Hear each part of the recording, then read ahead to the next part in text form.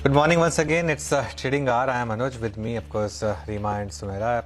We are starting this hour with the market at absolute high point of the day and bit of an algo trade which is playing out after the RBI policy. This morning, of course, the dollar was a bit weak and that translated into the rupee strength. And after the RBI policy announcement, which was pretty much on expected lines, the markets heaved a sigh of relief and is moving on. Ajay Srivastava is joining us.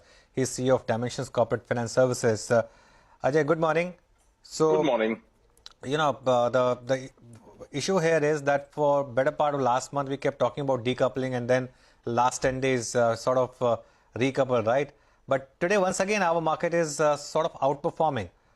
Is this the policy impact or something more, something less? Your first thoughts on the policy itself and the market move. No, I think one, Anuj, you know better than anybody that after 6 days of continuous decline, there's a natural tendency for people who are shorting to book profits, natural tendency for people who want to average out their high prices to come and buy. So it's a very common phenomenon that about 5 to 6 days of weakness, you will find bottom fishing or short covering. Having said that, I think what the credit policy has done today, it's again reinforced that the credit policy in RBI is tailor-made for the banks. And that's the beauty of the whole thing, is because the interest rates go up, the bank earnings go up by tonight, but the savers still get disappointed because their rate increase is not visible, because RBI is still keeping the policy saying, I will have enough liquidity for you guys not to get troubled. It's not saying anywhere that I'm going to take away your liquidity so that you're forced to give savers a positive rate of interest.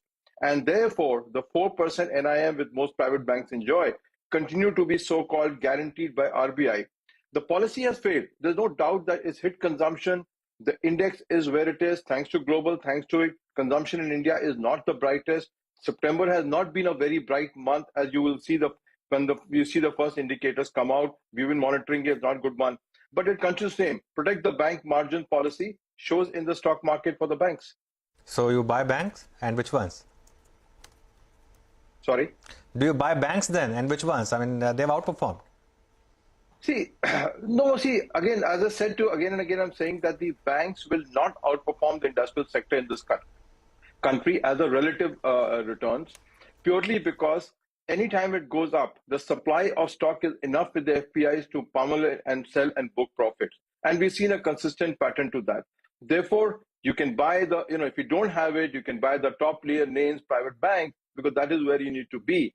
Given the fact that the expected loss provision discussion paper coming, if assuming that provision comes in a year from now, that should start eating away some of the surplus that they built up by not having provision in the last 2 quarters. So I think I would still stay away from the smaller banks, because technology risk, business risk, put together everything, you would not be rewarded enough in smaller banks. So if you want to be in the bigger banks, I think that's the place to be. I do not know till when RBI will protect their margins, but I hope sooner or later they come to the fact that savers are equally important in the economy, and the fact that they need to now pull in a percent or two out of the NIMs and give it to the savers. Ajay, morning. So that's about banks. You're also bullish on industrials. Is this the time to buy, or should we wait it out a bit before accumulating any industrial stocks, because markets could head lower given the global turmoil? See, this is the time we've been saying, this is the time to take your surpluses and park into fixed income over time, because the yield that you will get in the next 3 to 6 months will be one of the highest yield you'll get maybe for the next 3 to 4 years. So it's a cycle. 4 years back, the same thing happened. People who bought into debt instruments and etc. reaped a very beautiful capital gain in terms of 2 to 3 years reduction of interest. Same pattern has to follow here. So you'll be more patient here with equity at this point of time. You would rather be rewarded well if you go into fixed income. I keep saying that rebalance a portfolio right now. You should start entering fixed income at this point of time. Keep adding up as interest rates go up, because these yields will give you tremendous return compared to equity. In the last 2 3 years, have shown very clearly that debt has outstripped equity returns. So no reason to change the strategy. Keep your equity where it is right now. Don't You may change the portfolios, that you must do at this point of time, but increasing allocation to equity, not a smart move, because debt is becoming equally attractive. Okay, that is becoming attractive. What about the broader market, Ajay? Because the the market will have to reset the valuation, right? Given the higher interest rate environment. How would you approach the broader market universe in India, and what would be the key themes there?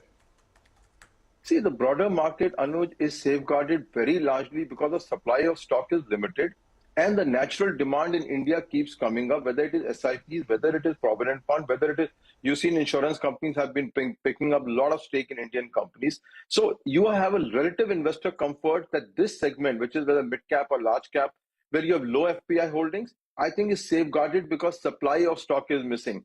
So every time there is a correction, you need to people build back their equity portfolio on these stocks. So I would relatively believe that investors today in India are willing to give and pay a much higher P, knowing fully well demand will be lower, purely because they don't see kind of pressure coming on the supply of stock. So you'll see and people who get left out, added up, etc. So broader market, and I would say in the broader market with the government's policies, the power sector should do tremendously well over a period of time. The commodities are at a rock bottom, will come back. Some have corrected, some have not corrected, but I think you are in the good space to be. Any growth in India will kind of give it. And India's growth is not going to be great. You saw the RBI governor saying 4% in the last quarter. Now, that's not a good growth rate. But whatever it is at the end of the day, these companies become more valuable because, one, thanks to the FX situation, the imports will become more expensive. Governments is putting up tariff barriers. So engineering companies, power companies, I think these are two big segments which will be big gainers vis-a-vis consumer sector, where we are underweight at this point of time compared to industrials and power sector. How will the Q2 earnings season impact the markets this time, Ajay?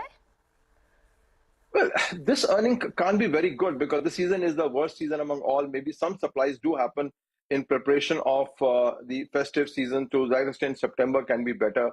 But you know how the monsoon season is disruptive, transportation disruptive. So I don't think cues will be taken from this one. The cues will be taken not from the result, but from how the September dispatches are and sales are, because that was supposed to be the onset of the festive month.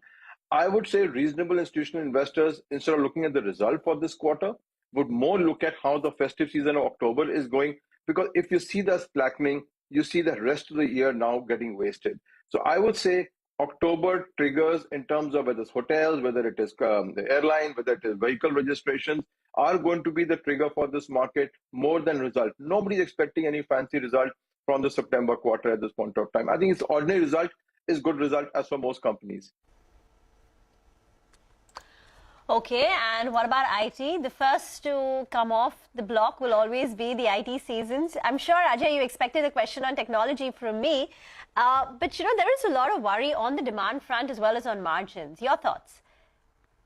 Of course, demand is slackening. Now we know for sure that first-hand knowledge is the fact that there is bench being created in most places because customers are cutting back engagements, customers are cutting back orders.